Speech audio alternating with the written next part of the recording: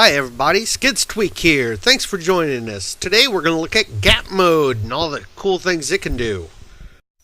Now gap mode can actually save you tons of time. It does just what you think. It fills gaps.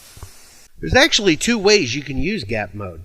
Let's take a look at each one at a time. It's not very difficult. So here we have three simple prims. I'm going to touch the center one and then touch the two outside ones to bring up the interface.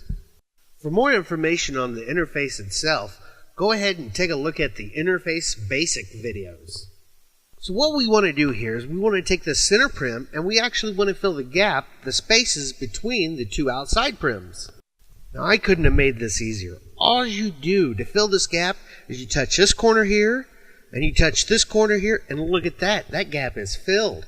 Now let's do the other side. I touch this corner here. I touch this. Look, it's done. Now I know what you're thinking. You're thinking, well, that wasn't very challenging for it. I mean, come on, these are just simple blocks. They're at the simple rotation. What if they're different sizes? And what if they're at odd rotations? Well, let's do that right now.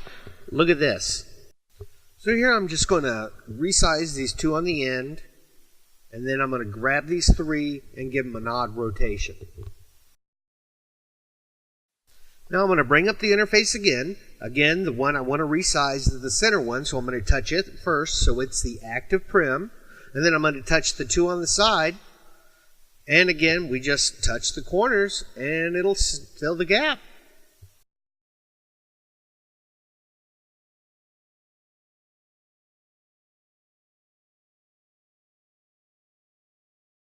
Now, as I mentioned earlier, there's actually two ways you can use gap. We've looked at the first way where we touch a spot on the active prim and we touch a spot on the non-active prim and it fills the gap between those two spots. But if you actually touch two spots on a non-active prim, it'll actually resize the active prim to the exact distance between the two spots you touched.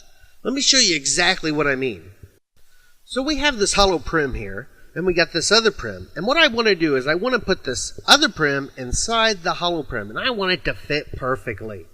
So what I'm going to do is I'm going to make the prim we want to resize to fit inside the hollow prim. I'm going to make it active by touching it first. Then I'm going to touch the other prim to bring up its interface as well. And now what I'm going to do is I'm going to touch two spots on the non-active prim.